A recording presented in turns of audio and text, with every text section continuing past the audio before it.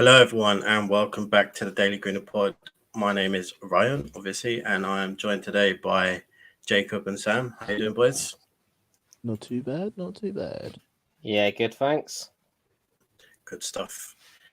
Right, so Arsenal 3 out of 3, better than obviously last season, where we were 0 for 3, no goals scored, and this year we got 7 in the first 3, conceded only 2. I saw a stat today, boys, that blew my mind. Arsenal have only conceded 5 shots on target this season. Wow, that's insane. Frustrating that 2 of them have been goals, but Well, technically, we only conceded 1 against Leicester because 1 was an own goal. fair point.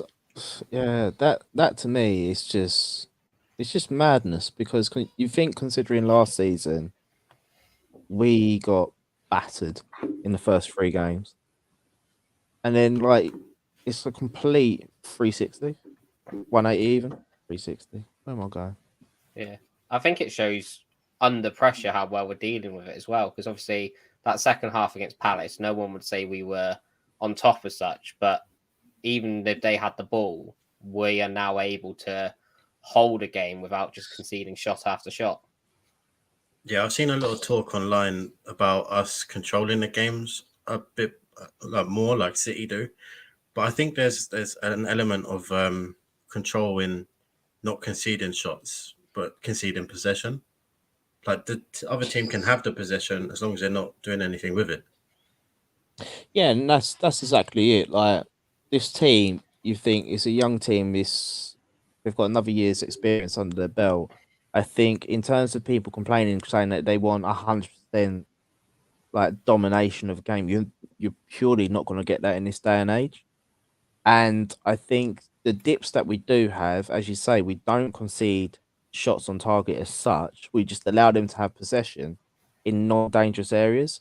And even if they do come into a dangerous area, we tend to crowd them out or just commit a tactical foul to take the sting out of the game. So we kind of still are in control, but not as people would perceive. But ultimately, as this team progresses game by game, year by year, it's going to be a lot more controlled. And you've got to think a lot of these boys are still in their adolescence like bodies. They're not in their like proper man body where they've built out as well. So you think the the physical exertion that they're having to go through at the moment, once they've got their man body and they're bulked out, they're going to be able to deal with like more physical teams a lot easier. And it's just going to be one of them ones where it's just people want everything here and now, but it's going to take time. Yeah, of course. And obviously, we're on a good track at the moment. Obviously, we beat Bournemouth 3-0. And I think the game, the first, 30 minutes, I've never seen for a long time. Was it the first half? Like, they didn't have a shot at all. Or they didn't. I don't think they had a touch in our penalty area in the first half, I think was the stat. And I think that's down to Saliba coming in and being the beast he is. Obviously, he scored that wonderful goal as well. How do you see us improving the defensive record? Can we get better, or is it Yeah, 100% we can get better, but that doesn't necessarily mean it's coming from the defense. I do think the control on the ball and the confidence on the ball is going to keep improving. So obviously, the more we control the ball, even less our defense is going to have to do. Like, I'm sure there are subtle changes in the defense itself that can improve it, but right now that's clearly not an area of concern. So the biggest way to improve that is just to keep control of the ball and not even let them get near the box. I think right now there's a bit of a mental aspect to it of we do start sitting off a bit later in games. Not that it's causing us any issues now, but as we start to grow in confidence and ability, I think that's something that's going to change, and we'll just have the ball for 80% of the game and not have to worry. See, I think I think for me, in terms of getting better, I think as Jake said, it's having a bit more control about the ball. But I think where it currently lies at the moment is that telepathic like communication on the pitch. There's not that, I know you're instantly gonna be here. I just think that as the games go by, that will naturally improve itself.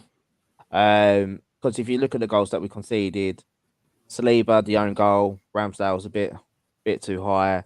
The other less Madison's goal, Zinchenko got done initially, and then Ramsdale should have done a bit better.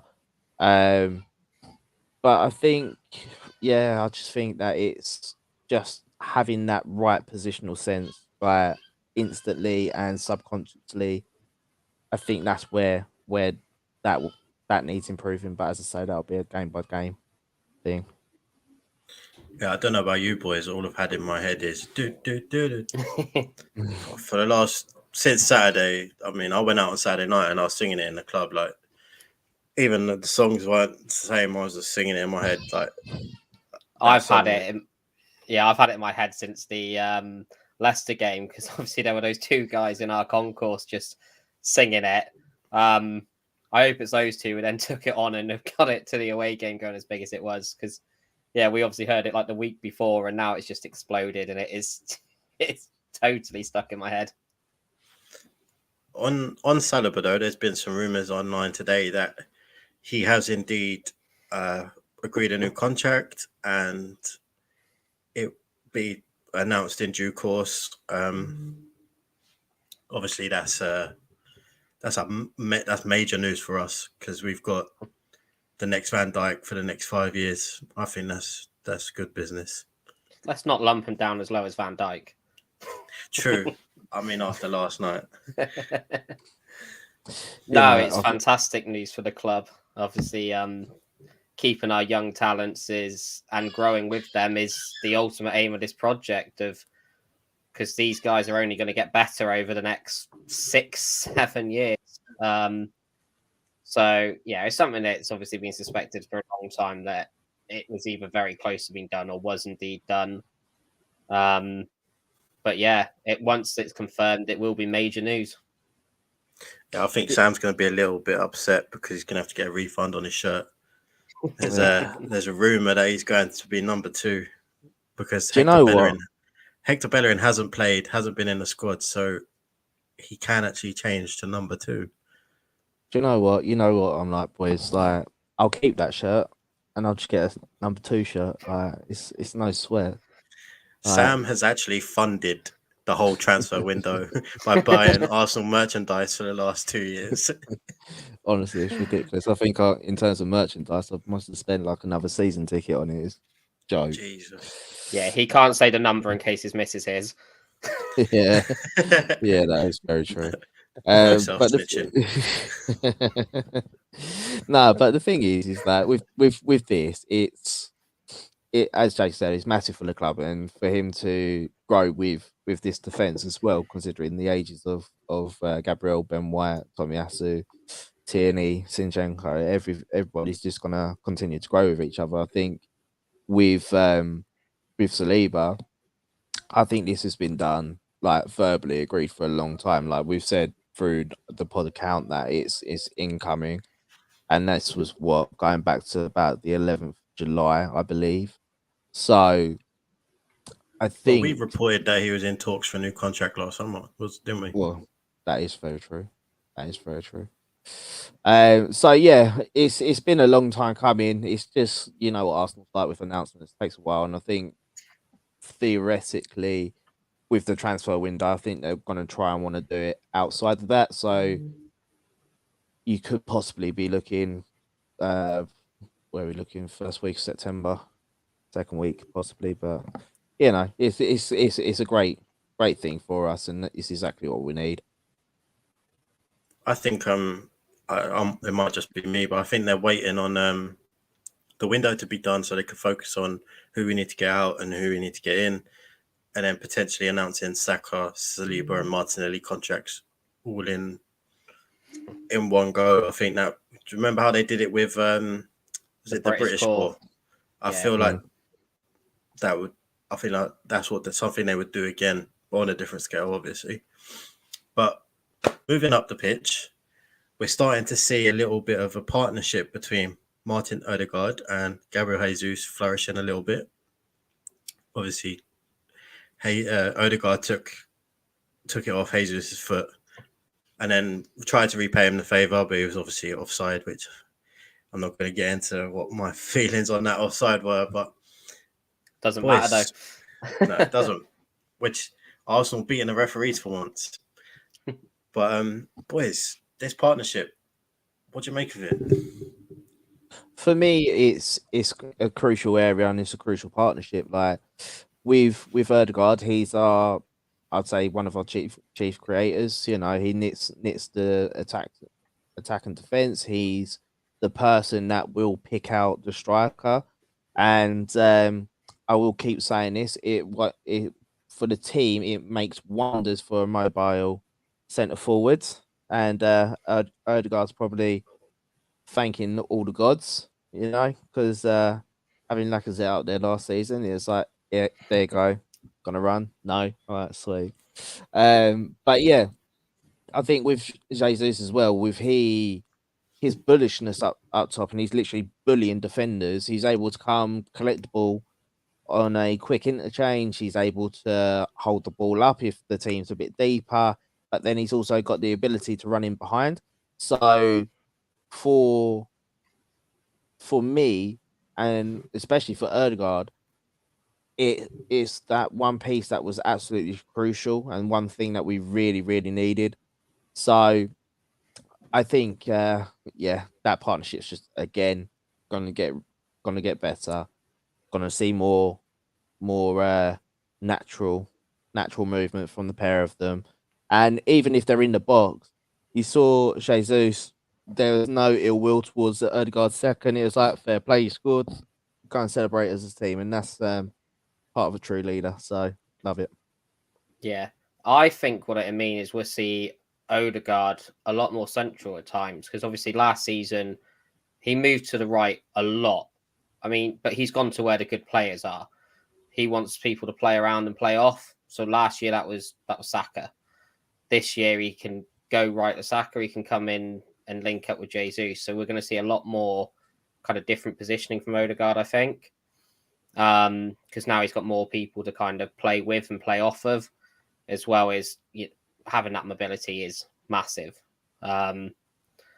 So one of his biggest criticisms obviously has been the stats.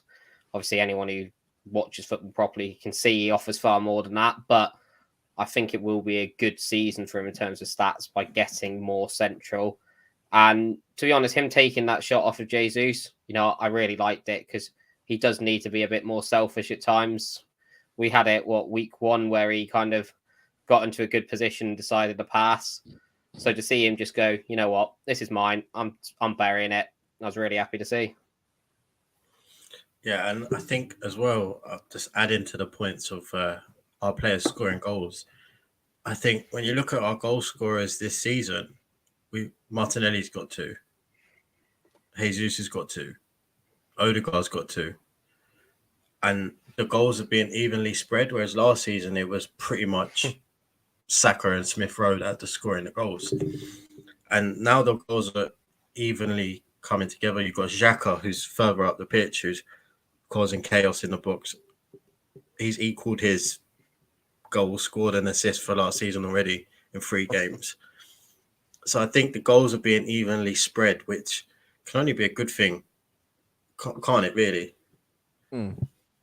Yeah, definitely. And like, this is the one thing that you get in teams that win things or consistently in the top 4. You have goals around that team, because ultimately you think towards the end of last season, in probably the second half of that season, a lot of the teams started to figure out and double up on Saka, started to double up on Smith Rowe and Martinelli.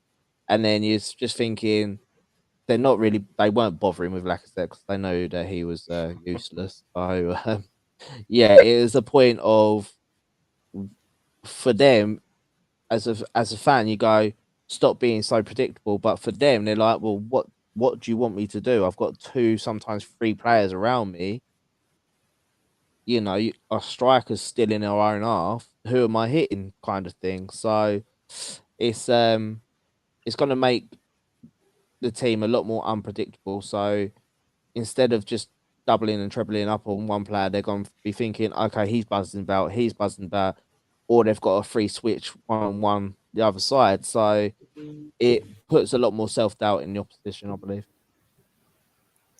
Yeah, the more dangerous players they've got to deal with, the less they can commit to each one. So, yeah, you're not going to see double teams very often because you got Martinelli coming one side, Jesus straight through the middle, Saka on the one side, and Xhaka and Odegaard pushing up.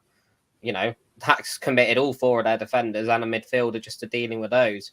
So even if they do start doubling up, you know, they're getting very, very deep, and that's where we just have to show the patience to break them down, because we don't have to be worried about them countering if they're all in the box as such. So we'll keep forcing teams back and back, and I think we now have that technical quality to break down low blocks, especially when we start adding the likes of Vieira and he gets up to speed with the team. Yeah, I'm going to move on to still staying with the Bournemouth game because I'm not sure if we should be concerned yet, but Bukayo Saka, he's not really been in the games this season so far. Obviously, he set up the own goal against Palace, but outside of that, he's not really had much. He's not really done much in the other games. Should we be concerned? I'm not at this point. As I said, Odegaard is now moving around a lot more, so Saka's not got Odegaard to constantly work off of. And in this game, Saka did do a bit more. He kind of drove past it into the box a couple of times. And he so far hasn't formed that partnership with Jesus the way the other two have, but it's going to come. Like, obviously, Saka was our main man, and he got used to a very static forward. So, you know, Saka's adapting. Martinelli and Jesus already had a bit of a relationship, so it's kind of natural for that to develop first. And obviously, he's already been playing with a right back either. You know, Tomiyasu does get, although he's not a really attacking fullback, he does get up the pitch, whereas White doesn't really do that. So once he gets kind of Tomiyasu around him and he starts getting involved more with Jesus, I think we'll start to see him shine again. But again, it's a good thing that even when he's not firing as such, that we're still dominating games. I think for me with this is that we've completely switched. We're not reliant on the right hand side. We're reliant on the left, because you think, as you touched upon, Jesus and Martinelli have already got that partnership from the Brazilian national team, and it's very effective. But you look when Jesus has got the ball centrally, he instantly looks for Martinelli. He doesn't go, well, say he doesn't. He rarely goes right looking for Saka. So I think that for the time being, he's going with what he knows. With Saka and the overlaps, I think Ben White was a lot better at Bournemouth with this. And I think if he's going to be there more of a full-time fitting, then that's something that will get worked on in training. So again, you're going to have somebody that's able to move the space around for him. So I just think at the moment we've completely switched focus from right to left. So we're not reliant on Saka. But I think one thing that Saka really does need to improve on is getting in and around that back post, because if he's able to do that, then that's where the goals will come from him, I believe. Yeah, fair enough. So that's the last of the Bournemouth game. Moving on to another right winger, or winger, if you like. Arsenal have been linked to Pedro Neto from Wolves this week. David Ornstein with the exclusive saying he's our top priority in the transfer window for the rest of the transfer window. So where do you see him fitting in? Does he fit in? Is he worth the quoted fee? Take it away. um, my jury is very much still out. I do see a lot of the logic behind it. A winger who can play both sides. I've only really watched him off of the left, so I'm going more on other people's reviews of him on the right, that he is comfortable with kind of both feet and still being effective. But having someone to cover both sides, I do see the logic a lot, especially if we start seeing Smith Rowe move inside a little bit. And obviously, Prem proven, it does seem to be something we have focused on a little bit over the last couple of years. And he can play a rigid structure. That's what Wolves used to play under. But I do seem to, from what I've seen in the games I have watched the Wolves, he seems better in open space rather than tight spaces, which is what our wingers generally find themselves more in. So obviously Pepe hasn't worked because he's not great in the tight spaces. He's far more effective in open spaces. So I am a little bit concerned on that. But obviously the club have done their scouting. They are confident and they have earned that trust from me. But it's not a signing that kind of makes me go, wow. But then some of the ones last season didn't either. So I am prepared to be proved wrong on that. Sam, I know you're waiting to dig into this. I think for me, we might as well just keep Pepe. Like we're replacing Pepe with Pepe, basically. Like I know people will say that he's a baller and things like that. And yes, he does carry the ball. Do we even need another ball carrier in the squad? Probably not. We've got a fair of them in the squad at the moment. Again, Rio Jacobs, you can see the logic in it on both sides. He can come inside and outside. I know a lot of people are also looking at this guy and, oh, well, Jota exploded at Liverpool. For me, I think it's just a bit naive because you see in football a lot that people will turn around and go, oh, yeah, but this person done well at this when they was in this team. It's like, yeah, but they're not the same people. Like, Jota at Wolves, you could see that he had that finishing ability. And if you listen to Arteta, he talks about firepower. Are you getting more firepower with Neto? Not for me. Like in what was it? Not last season when he was injured. The one before, it was 5 goals, 6 assists. Pepe got the same there. So it's like, are you adding more? For me, no. It seems very much it's a hipster's choice, and like I know that with Wolves, he's got a very good pressing outlet, but if you're looking at assists, you're looking at goals.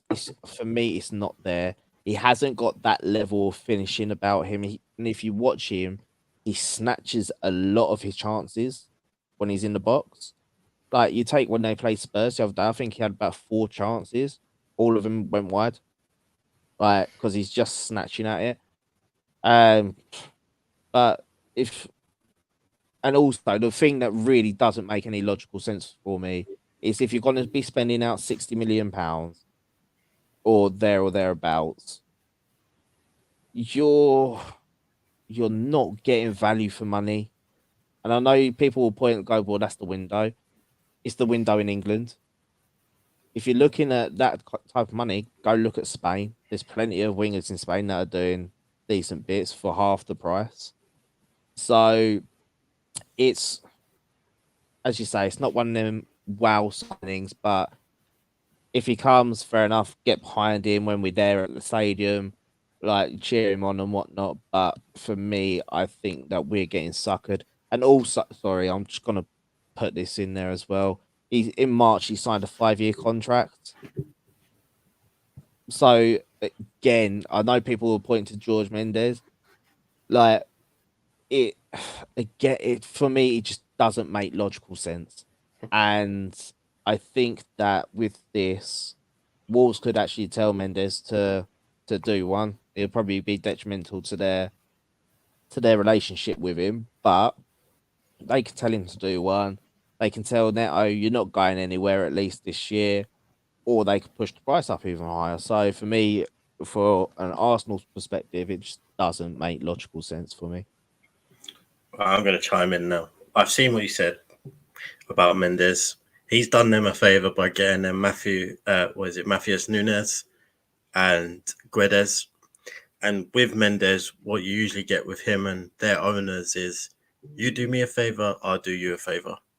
And that's how Mendes gets his clients to moves. Last summer or summer before when Jota signed for Liverpool? Liverpool got Jota for 4 million up front and then the rest over 3 years.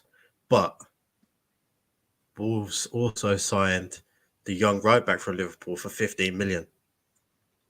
So Liverpool get what they want, Wolves get what they want, kind of deal there. But when Arteta said firepower, I took that as goal scoring, goal getting. Maybe he didn't mean that.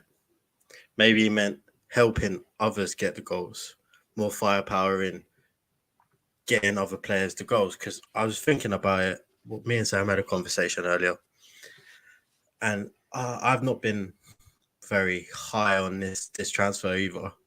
But thinking about it today, I like 1v1. Neto is probably one of the best in the Premier League. Agreed? Statistically, he's top 3. He averages 2.7 completed take-ons a game, whereas Saka completes 1.1, Martinelli 1.4. That's a huge difference. And when just quickly, just going to jump in here. That's all well and good, but it's what you do with that from then onwards. Yeah, right. And then he averages, in his best season, he averaged an assist every 97 minutes. So him beating his defender 1v1 brings out another defender. So then it leaves Jesus 1v1 in the middle of the pitch with his defender. And it leaves Odegaard space in the middle as well. So we're going to have a very good opportunity there of getting a goal scoring opportunity. So I think maybe that's what Arteta means by firepower. It's not always Neto scoring, but other players scoring what he's creating. And I've always said this about the pre-assist is more important than the assist. Because you could tap the ball to someone 3 meters and they score an assist. But the player giving the ball to the assist is sometimes more important. And I've been looking at it. I've been looking at his statistics on his pressing, his assists, his pre-assists, and his take-ons. And it makes sense why we would spend that much money. Obviously, I don't think he's worth it. But for me, it kind of makes a little bit more sense looking at that. Yeah, I see what you mean. I definitely agree with the pre-assist or breaking the lines is far more important because it's very rare you get an unbelievable assist these days. It does happen, but a lot of it comes from kind of 1 or 2 men before that, dragging everyone out of position and just getting people in behind the lines. And yeah, as we both said, I see the logic of it, like a lot of logic in the signing, but I don't know. It just doesn't quite feel like an Arsenal player to me. But I am very ready to be proven wrong on it should he come. I do trust Arteta's scouting and the club's recruitment right now. So if that's the man they've chosen, I'm not really going to argue against it. But I think he's definitely going to have some people not sure on him being at the club. Not critics as such. I think a lot of people have put their faith in the club right now, but he might be one who needs to come in and do well quite early on. Yeah, for me, the pre-assists and things like that, I don't think that's necessarily where we lack. You know, I think we've got more than enough in and around the team for that. It's the goals that we're gonna need, because I think at the moment Jesus is in a rich run of form, which is brilliant. But when that starts to drop off, it's going to be the goals that we're going to need. And yes, I know that you've got Nketiah to potentially come in, but again, it's similar profile. I think that we need more goals from that inside forward position on both sides. We probably will get that from Martinelli. Saka, we will get that from, but again, it's that additional to rotate in because they both can't play about 50, 60 games. So yeah, I think for me it's goals that is more important than the pre-assists and whatnot. Yeah, Arsenal have also been linked to other wingers. Fabrizio Romano said that Moussa Diaby is in the list. I can't. We was talking about that earlier. You made a good point. I can't see that happening. Yeremy Pino from Villarreal and Mikhailo Mudryk from Shakhtar Donetsk. If you had a choice out of any of those three as a option other than Pedro Neto, who'd you go with? Mudryk for me, I think. Pino is very exciting. To me, Diaby again just isn't an Arsenal player. It likes a lot of space. And from what I've seen of Mudryk, he'd have to adapt. But I think he's got all the raw talent there, both goal scoring and beating men to create his chances.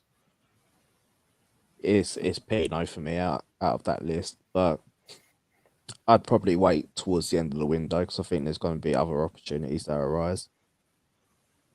Yeah, that's usually the case, isn't it? Teams usually sign a player and then other players become available. But another player we've been heavily linked to this summer is Yuri Tielemans. There's a rumor that's just come out now that's popped up on my phone by Daniel Cutts from The Sun. And he said Arsenal issues around the Yuri Tielemans deal are Leicester's asking price, more than 50 million, with just a year left on his deal, and his wage demands are huge compared to what Arsenal are willing to pay. I'm not sure I believe that, considering what's been said this summer, but Yuri Tielemans, yes or no? Depending on the price, obviously. No, I've made my feelings known on this. No, Yeah. I'm me, straight up no. This is where I definitely disagree with Sam. For me, it is a yes. However, he's certainly not a player I'd overpay for. As great as Xhaka has been in that role, and all credit to him, he's been phenomenal.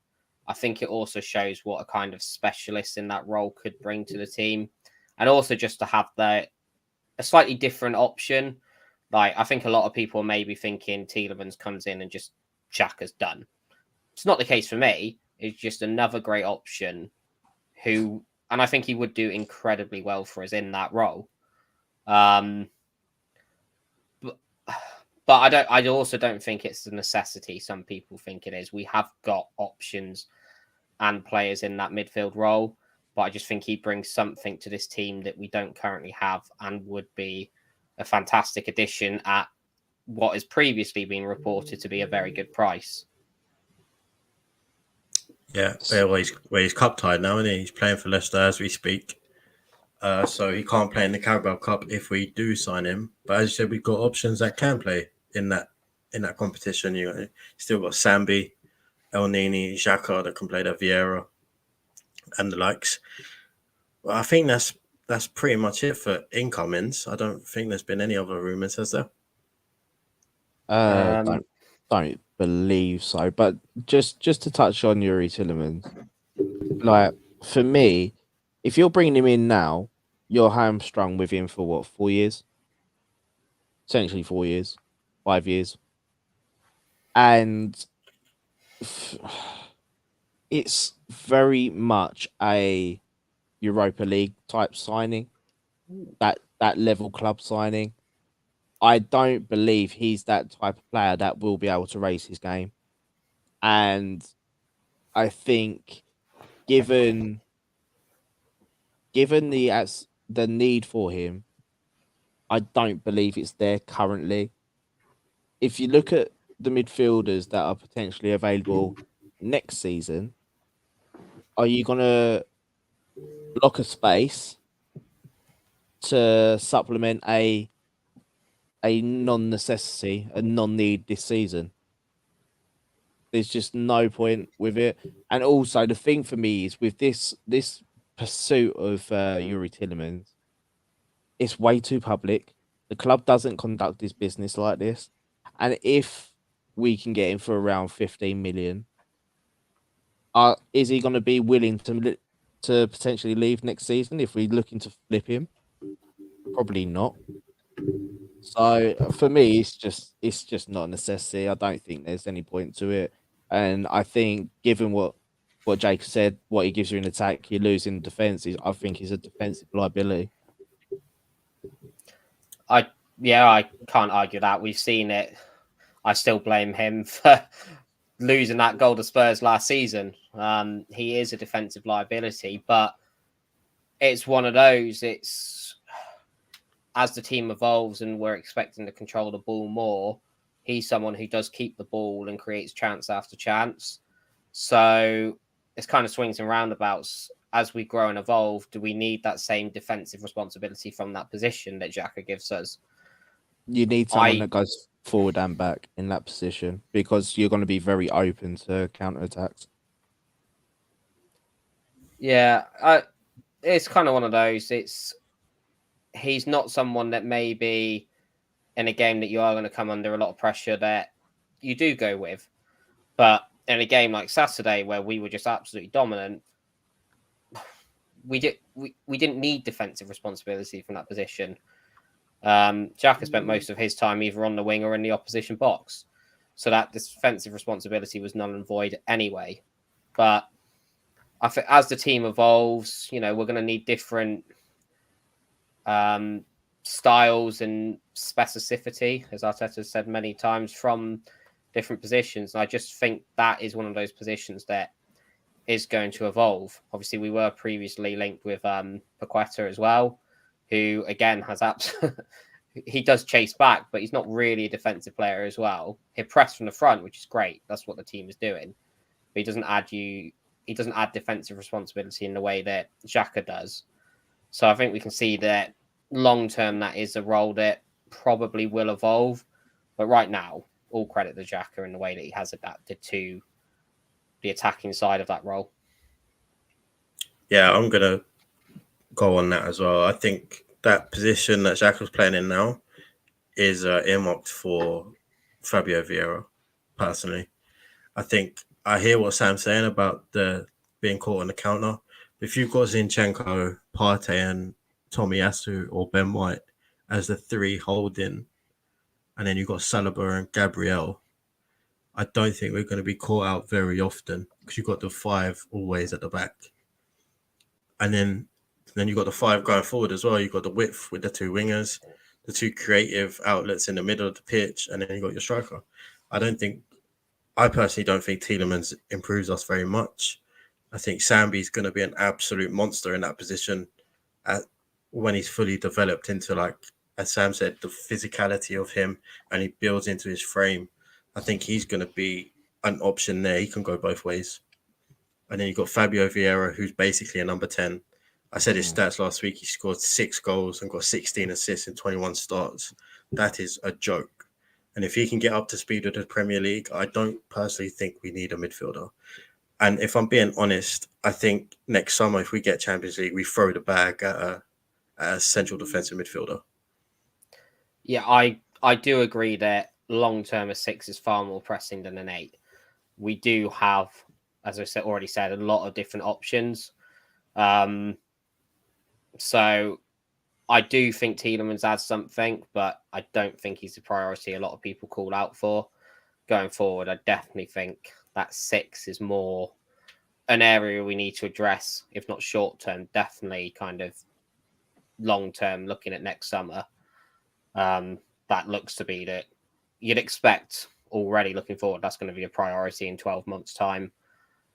But yeah, you're right. Fabio Vieira could really grow into that role and offer more than Tielemans does.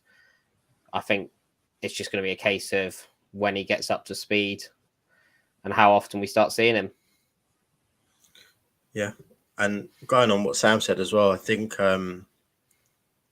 if you're signing Tielemans just for this season, I don't think it really makes much sense spending a big fee, big wages on a player that you may use for a season, and then you've got other options in that role that are better, and then you're stuck with him. Then I know he's only 25. Is he 25 or 26? 25. So he may still have a little bit of a resale value, obviously, if we pay a minimal fee. But what the fee they're talking about there, then I'm not sure. We could even just sign him on a free transfer next summer if he stays. So yeah. But just also to add on that, if we're gonna look, say hypothetically, we sign him this season for say 15 to 20 million, and then we're gonna be looking to potentially offload him next summer. Teams are gonna look at that and go, "Well, we ain't paying that. Like you only paid this last year. Why are you asking us so much?" They're just gonna come in with low offers, and then again, you're just, as you say, stuck with a player for another year. Potentially, you bring somebody else in that diminishes his value, and then you're just on a downward cycle with him. So it for me, it just don't make sense. See, I don't think he would only last a year. I think if we were to sign him, that position, that 8, we wouldn't touch for a few years now. Especially the options there: Xhaka, Sambi, Vieira, Tielemans. You can argue it's too many options. Is a fair point, depending on where Sambi ultimately ends up. But it's not a player I see you selling in 12 months' time. I think it's just that position is then done. You don't need to look at it for years. So say for example, just quickly, say for example, Bellingham comes up next year, which is highly likely. Are you going to miss out on Bellingham because you've got signed Tielemans last year? It's a fair point, although I suspect that clubs pretty much know where he's going. Obviously, fans have got an opinion. That's not always the case, but I suspect he's already been inquired about where he's looking to go next year. Obviously, things can change, but I have a feeling a transfer like that's pretty much already decided. Yeah, well, with Bellingham, though, if you make Champions League, you never know where he could go. Because if we make top 4 over Liverpool, who have been decently linked with him, then fair game kind of thing there. But that being said, Xhaka will only have a year left on his contract. So we probably might look at moving him on because he's going to be, 31? He's 30 this September. There is apparently a club option for another year on top of that. So just an automatic 1-year extension. And then his contract runs out. So we're 2 players short there already. Hypothetically, would be 2 players short. So, me personally, I think next summer, if we make top 4, chuck the bag at Declan Rice. Because City signed Calvin Phillips and they got Rodri. United just signed Casemiro. Chelsea are a shambles. Top 4 Champions League. Because he could become like a proper leader in this team for the next 10 years, maybe. So, obviously, I'm pipe dreaming there, but obviously, got to make Champions League first. Yeah, and I think we're right to be thinking about, should we make Champions League? Big targets might be on the table. Obviously, Rice has been linked strongly to Chelsea, but that was the old regime, and just because he's a Chelsea boy means nothing. So I think it is right that the club do keep something back in reserve to launch at bigger targets again next year. Yeah, so moving on, we're making space in the squad for these sort of players. It looks like Nico Pepe has finally got his move. We're just discussing the structure of salary with Nice. I think that's a good move for Nico Pepe. I think Nice is a decent team, beautiful part of France. Yeah, I think with Nice, they are in the process of a rebuild. Like you look at some of the signings that they're making, it's like ex Premier League, and with Nico Pepe, he's well versed in the French league. Their style suits him down to a T rather than a possession based side. I don't believe Nice have had the greatest of starts, but I might be wrong on that one. But I think in terms of from an Arsenal perspective, if he goes there, does well, it's a win-win because especially if it's reportedly being a dry loan, then he's adding value, especially in France. You never know, a certain Paris club might take a liking to him, depending on the financial fair play rulings, obviously. But yeah, I think it's a win-win all round, especially if we can get his astronomical wages off the books. Yeah, to be honest, I'm glad he's also going abroad. As much as he has not worked out for us for, a whole different range of reasons, he's still clearly got that talent and that goal threat. So I am glad he's off abroad and not going to another Premier League club where, he could do some damage to us later down the line. Yeah. Another player who looks to be on the move is Ainsley Maitland-Niles. The insider at West Ham, the ex-West Ham employee, has said that David Moyes is very interested in a loan or a permanent. Sky Sports, I think it was, that linked him to Fulham and Bournemouth. And there's apparently 2 clubs abroad that are interested in Ainsley. So what's the sort of fee you would hope to get for Maitland-Niles? Anywhere between 5 and 10, to be honest. At this stage, a year left, you've not really got any leverage.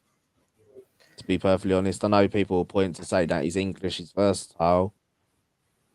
But that's literally it. Like, he's not displayed anything in the last 2-3 years to even warrant a for me personally, to warrant a Premier League move, let alone a potential move abroad. And also you look at it from a outsider's point of view. You think of his outbursts that he's done over the last couple of years, and you just think, is the professionalism there? Is the talent there? Is the desire there? They're all questions, and these are, for me, I think they're a bit more of a panicky move considering the lateness of the window. And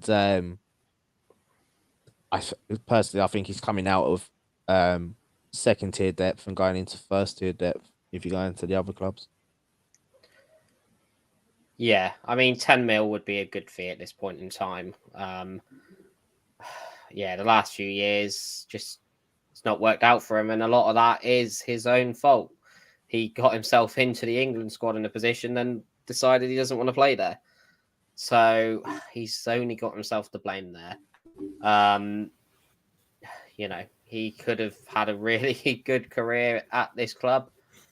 But yeah, ultimately the last couple of years, he's not stood out for anyone. So just let him go at this point.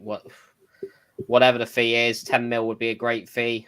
I suspect it'd be, if we get 10 mil, that'd be with a whole range of add-ons. So yeah, it's disappointing considering we obviously had the bigger offer a couple of years ago and chose not to take it. But hopefully that's a lesson learned for the club. Yeah. So moving on to our last topic, we do have a game at the weekend against Fulham at home, 5:30 kickoff. Do you see this being a difficult game? I think it's going to have its challenges. It's going to be a test for the centre-backs they've not quite faced yet. Obviously, Mitrovic has decided to carry on his championship form this year by the looks of it so far. And he will put his weight about. Obviously, Saliba and Gabriel are both physically built for those battles.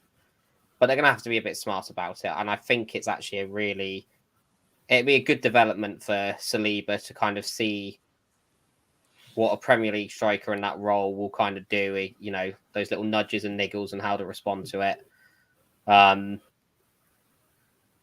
So I think it will be a good battle. I still ultimately think we are playing well. We have far more quality and we will come up on top.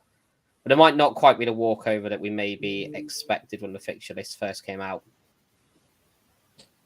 I think I think in terms of this game, it will be a little bit tricky, but I think just to touch on the centre back situation, I don't think either of our centre backs should be getting tight to Mitrovic to initiate that physicality because that's where he thrives off, and getting them niggly little fouls and whatnot. So I think in terms of if you're defending him, you need to be as you say smarter, but give him that hand in the back so he knows where you are. And as the ball's coming, try and nip in front. Obviously, aerially, it'll depend on if that's going to be possible. But if it's not, let him try and bring it down and nip it on when the ball's dropping.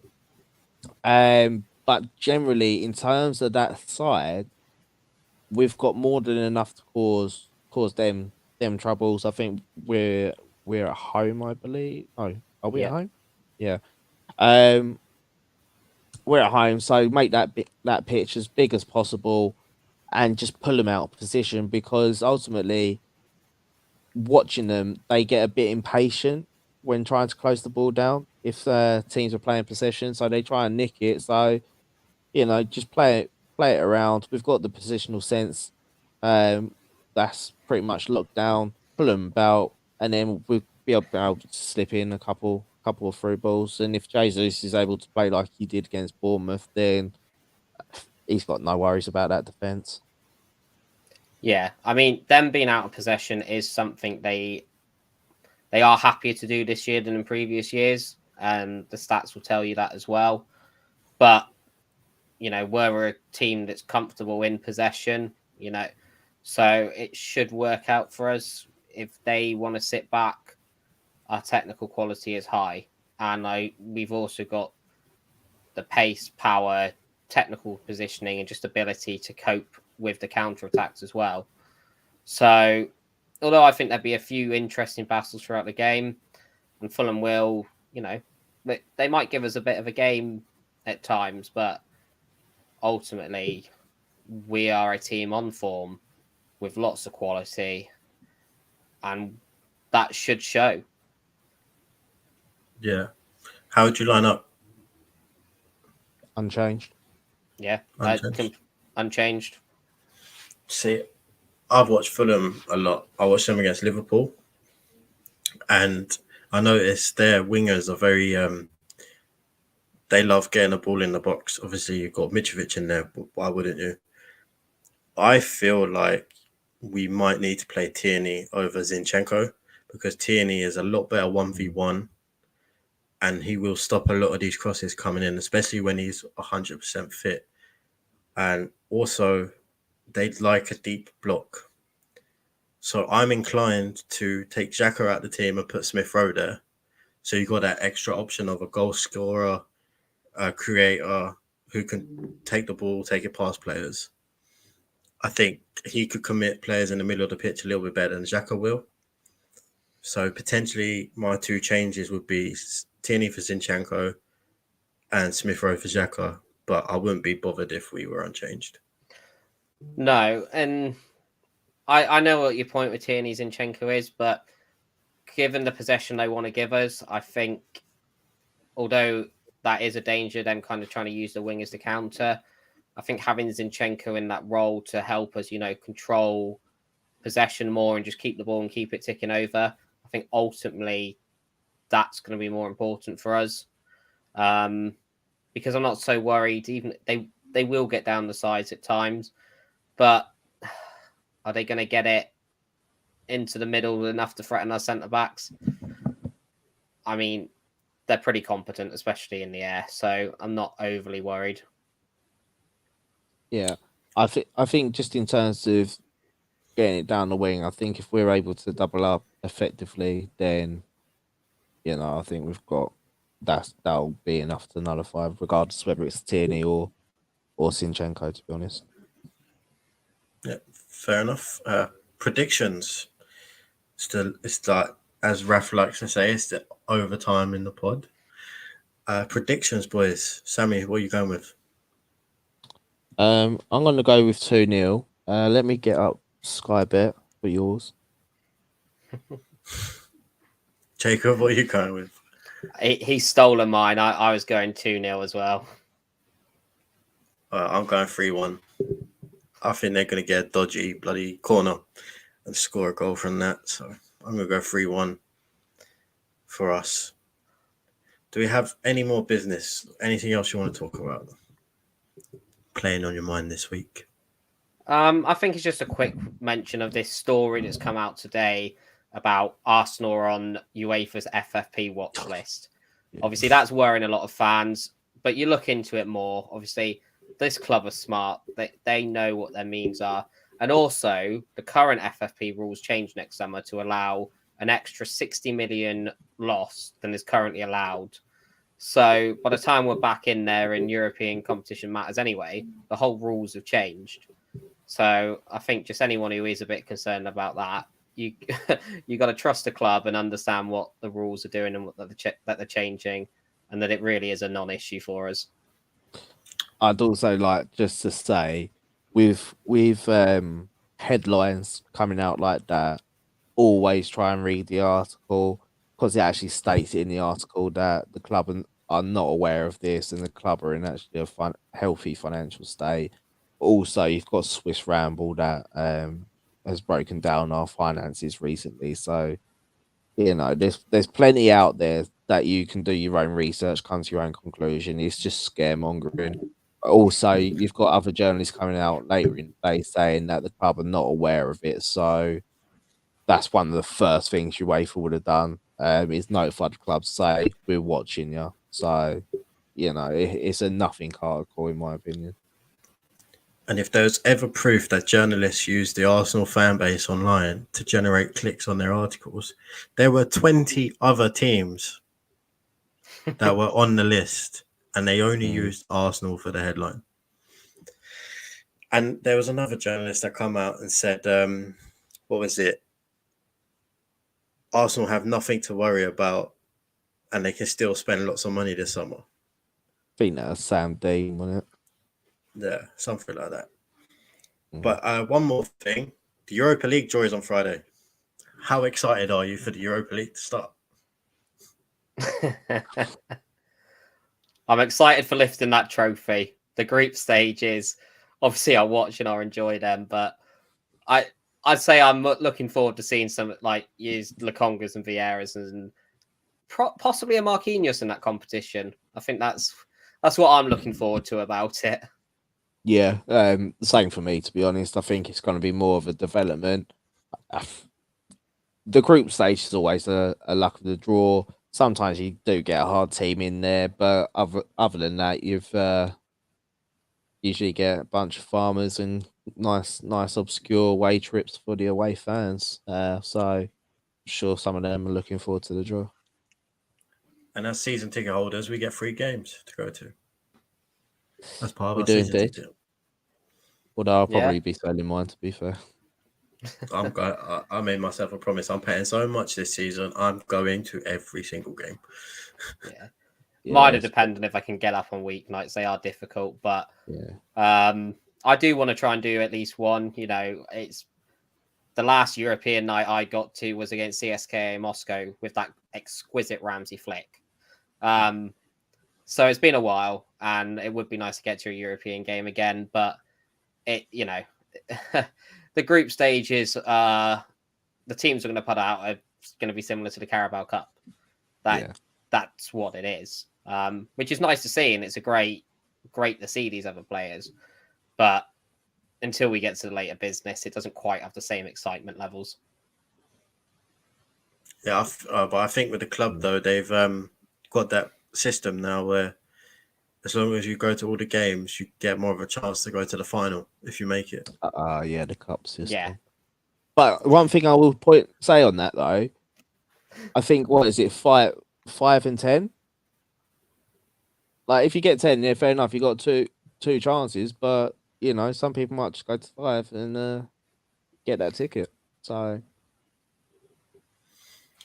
It's one. I don't even know where the final is next year. Budapest, I think it is. Jesus. Start looking at hotels now, boys. We're gonna go on a trip. Yeah. That's my summer holiday sorted. They wouldn't let Sam into the country. Oi, Oh, Sit down. 90, was it 90-cent beers or something like that? Less than €1 beers. Sammy would have a field day.